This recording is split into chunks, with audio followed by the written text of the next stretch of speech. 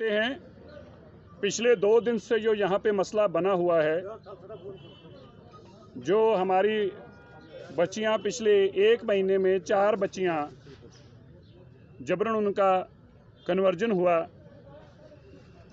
परसों का वाक़या आपकी जानकारी में आया होगा। 18 साल 1 महीने की बेटी और अधड़ उम्र के आदमी के साथ उसका निकाह करके ये कहा गया जी कि उन्होंने मर्जी से किया है। और अफसोसजनक बात यह है कि जो डिस्ट्रिक्ट जुडिशरी है, जो निचले लेवल के डिस्ट्रिक्ट जज हैं, उन्होंने भी वो इंसाफ नहीं दिया जो इंसाफ होना चाहिए था। बेटी के माँ बाप को कोर्ट में अंदर आने की इजाज़त तक नहीं दी और जो वो अध उम्र का आदमी है उसके सारे रिश्तेदार कोर्ट के अंदर घुसा रखे ताकि बेटी के ऊपर और दबाव बनाया जा सके। और उसके बाद ये जस्टिफाई किया जाता है। ये किसी भी सूरत में हमारी कम्युनिटी को भी बर्दाश्त नहीं है। ये मसला किसी एक बेटी का नहीं है, ये मसला हमारा कौमी मसला है। इस मसले के अंदर दुनिया भर के हमारी कम्युनिटी के लीडर्स वर्ल्ड वाइड जो हैं, उन लोगों ने अपनी स्ट्रॉन्ग रिएक्शन दिया इसके ऊपर हमारे जथेदार अकाल तख्त साहब जो हमारी हाईएस्ट टेम्पोरल अथॉरिटी हैं, उन्होंने भी इसके ऊपर सख्त संज्ञान लेते हुए यहाँ के गवर्नर साहब को एक चिट्ठी भेजी है, जिसमें उन्होंने यह भी मांग की है हमारी बेटी तुरंत हमें वापस कराई जाए और ऐसा कानून भी लाया जाए जो जबरन हमारा धर्म परिवर्तन करने की कोशिश करते हैं उनके खिलाफ सख्त कार्रवाई हो सके। हमें आज इस बात का अफसोस है, दुख है, आज हम लोग अकेले बैठकर ये प्रेस कॉन्फ्रेंस कर रहे हैं। काश अच्छा होता मेजॉरिटी के लोग भी हमारे साथ बैठे होते, वो इस बात का दुख जाहिर करते, खेद जाहिर करते कि जो बच्चियों के साथ हुआ है हम ऐसा अन्याय नहीं होने देंगे।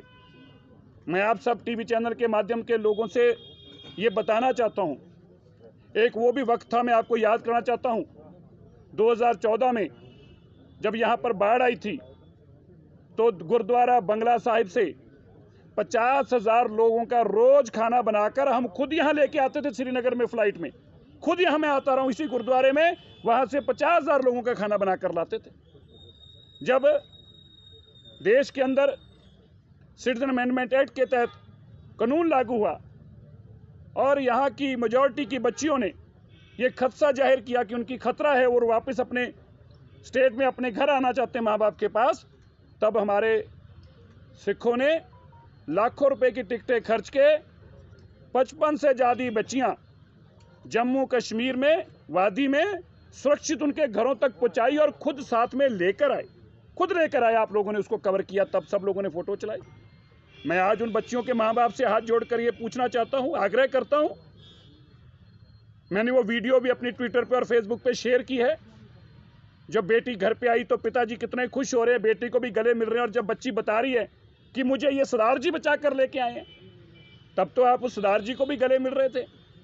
लेकिन आज मैं उन बच्चियों के पिता से पूछना चाहता हूं, हमने तो आपकी बच्चियों को अपनी बच्चियां समझा, लेकिन जब हमारी बच्चियों की बात आई तो आपको पराई क्यों लग रही हैं? आज यहाँ के कोई मुफ्ती, कोई मौलाना, कोई पार्टी जो हमारी यहाँ की पार्टियां हैं, उनके नुमाइंदे भी कोई हमारे हक में नहीं बोल रहा। क्या हम केवल यहाँ पे अकेले हैं? क्या हमारे रिश्ते जो है नाम के हैं? क्या जो हम आपसी भाईचारे की बात करते हैं वो केवल नाम के लिए है? इसका मतलब ये बात को आज मान लिया जाए कि ये हमारे धर्म की बेटी जो हमारी थी, बस उसका बाकी धर्म के लोगों से वास्ता नहीं है। जो मेजॉरिटी कम्युनिटी है वो इसकी कोई चिंता नहीं करती। ये अच्छी बात नहीं है। हमने मानवता की सेवा के लिए अपना सब कुछ कुर्बान कर देते हैं। हम राह चलते कि भी अगर कोई हमें दिख जाए, हम उसके लिए भी अपनी जान दे देते हैं। मेरे भाइयों, मैं आपसे भी कहना चाहता हूँ, आज दुनिया भर में हम शर्मसार हो रहे हैं। लोग हमें ताने कस रहे हैं, लोग हमें बेइज्जत कर रहे हैं, ये कह के और खिलाओ और जाओ इनके घरों और जाके साथ दो। क्या आप मेरे ट्विटर हैंडल पर देखें क्यों हम बेइज्जत हो रहे हैं? क्योंकि हमने मानवता की सेवा की और लोग हमसे ताने मान कर ये सवाल पूछ रहे हैं। अच्छा ना होता, आप बताइए मुझे, अगर इन कुर्सियों पे यहाँ की मेजॉरिटी के लोग हमारे साथ बैठे होते, जिनके साथ हमने सब कुछ साझा किया, हम अपना परिवार समझते हैं। आज वो लोग, इसका मतलब हो गया कि धर्म के नाम पर बटे हुए हैं। वो अपनी धर्म के नाम पर अपनी बात रखना चाहते हैं, उनको लगता है कि ये काम अच्छा हुआ है। बेटी बेटी है। जो लोग अपने घरों पे आज खुश हैं, मैं उनको ये याद करना चाहता हूँ, बच्चियां बच्चियां हैं, और आज तुम किसी की बेटी के साथ ऐसा हो रहा है और तुम चुप बैठे हो। कल तुम्हारे साथ भी ऐसा हो सकता है, और फिर तुम्हें उस दिन याद आएगा कि ये पाप मैंने किया था और पाप की मुझे सजा मिल रही है आज इस पाप की। हम अपने आप को नहीं बदलेंगे। हम आपको ये भी बता देते हैं मेरे भाइयों, आज भी हम आपको जनतक तौर पर कह देते हैं, हमें जिसने गाली निकालनी निकाले, जिसने बुरा बोलना बोले।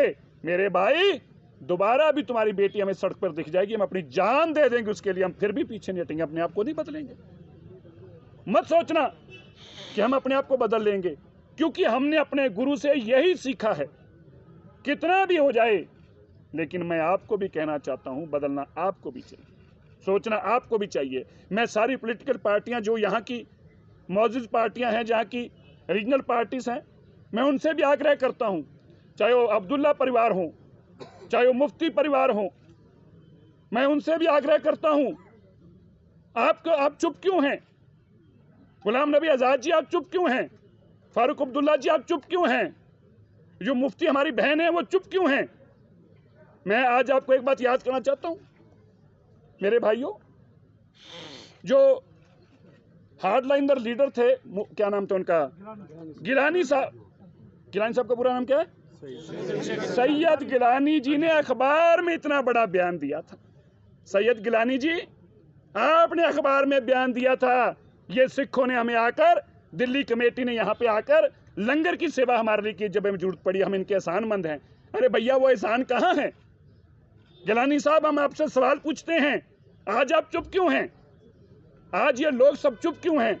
मेरे भाइयों, ये पाप हुआ है, ये पाप हुआ है, और मत समझना ये पाप की सजा परमात्मा के घर में भी मिलेगी जिन्होंने पाप में भागी बने हैं। और जुडिशरी के भी जो नीचे डिस्ट्रिक्ट जज हैं, वो भी इसकी हिस्सेदार बने हैं। कल मुझे एक वकील फोन करके कह रहा था, आप ऐसे जुडिशरी का नाम मत दीजिए, आप पे मुकदमा दर्ज कर देंगे। अरे मैंने कहा, यार हमारी बेटी जब हमारी इज्जत नहीं रही मुकदमे से, हम डरते हैं क्या? जेल में डाल दें, हम क्या डरते हैं? लेकिन गलत को गलत कहेंगे कहेंगे कहेंगे। हम उस जज के खिलाफ भी मिलेंगे। हमने आज चीफ जस्टिस साहब से भी टाइम मांगा है।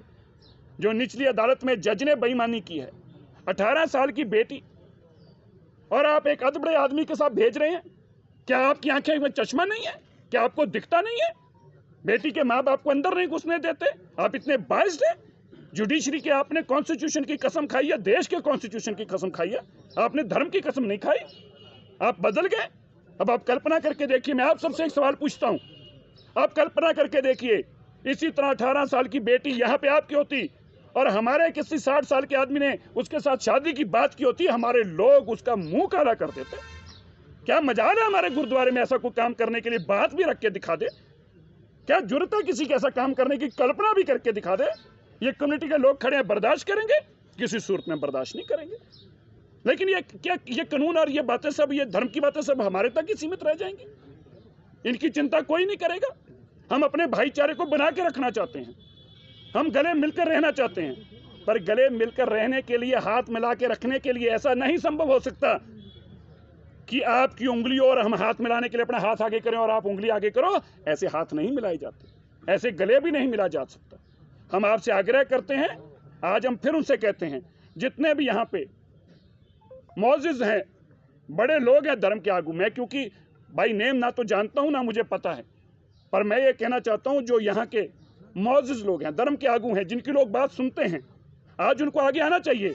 और अच्छा होता वो लड़की को लेकर खुद यहाँ पे आए होते, यहाँ पे आए होते कि हमारी घर की, आपकी बेटी जो है, ये हमारी बेटी है, ये अमानत है हमारे परिवारों की, हम ऐसा गलत नहीं होने देंगे। हम खुद लेके आए और उसको हमने मुर्गा बनाकर लाए, वो माफी मांग रहे हैं और ये बेटी आपकी है।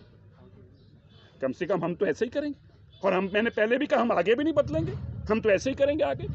इसलिए हम कल गवर्नर साहब से मिले, हमने गवर्नर साहब को इस सारी बातों के बारे में जानकारी दी।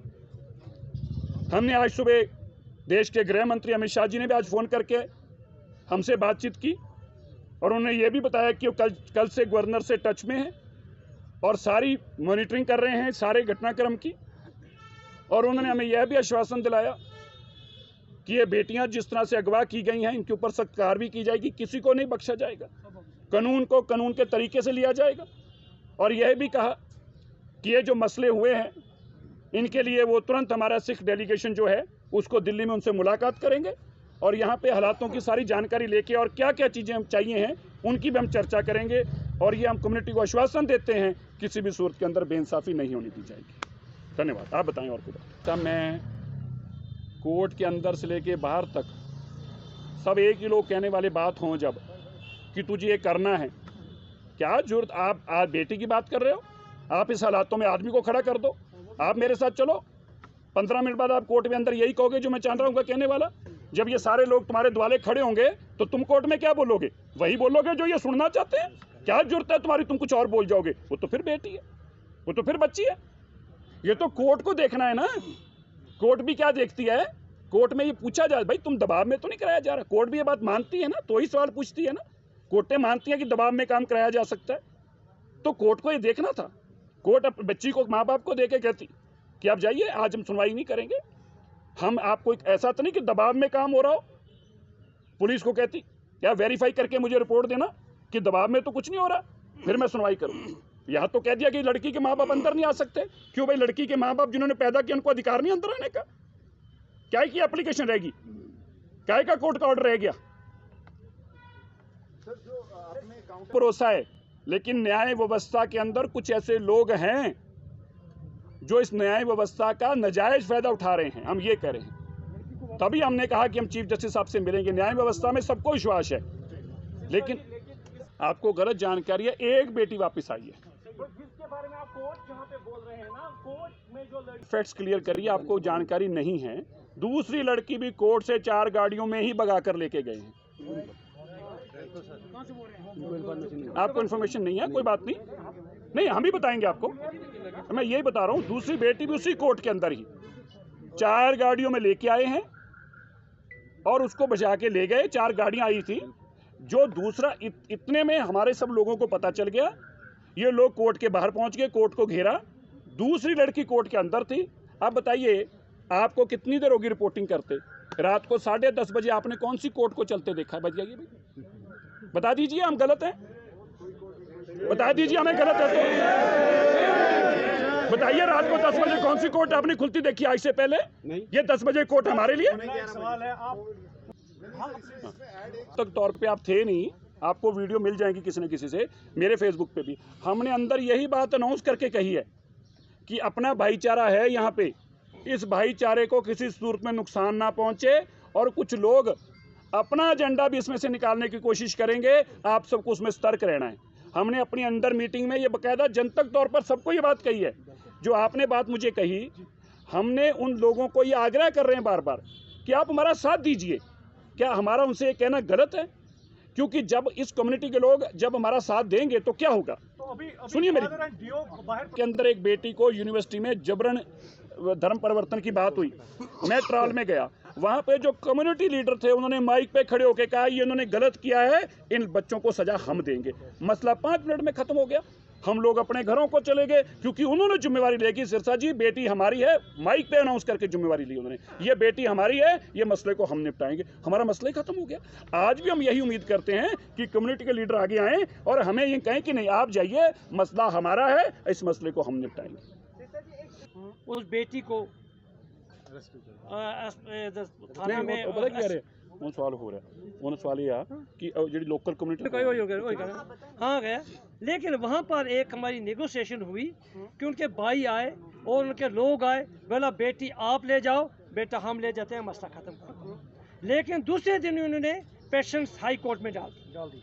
फिर हाई कोर्ट पर ये मसला, आप ये समझ गए बात? एश्योरेंस कम्युनिटी ने एश्योरेंस दे दी। सर जी आप जानते हैं पॉलिटिकल सिचुएशन यहाँ पे क्या है। एक जर्नलिस्ट होके भी मैं कई चीजें नहीं कह सकता।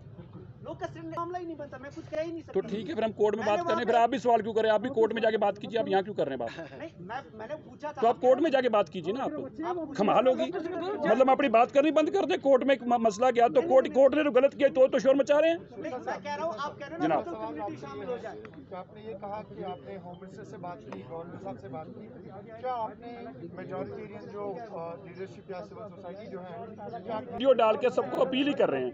मैंने कल भी यहाँ से अपील की थी। एक ये होता है कि सोशल मीडिया पे आप अपील अथॉरिटी आप हमें बताएं, हम उनके पास भी जाएंगे। हम तो अपनी गुहार हर जगह लगाएंगे।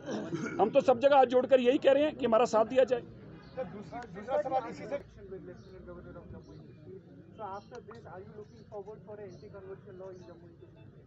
नहीं, ये तो बिल्कुल definitely I am not looking for that. My community over here is strong follower की ये चीज, स्ट्रॉन्ग बिलीवर की ये चीज़ होनी चाहिए।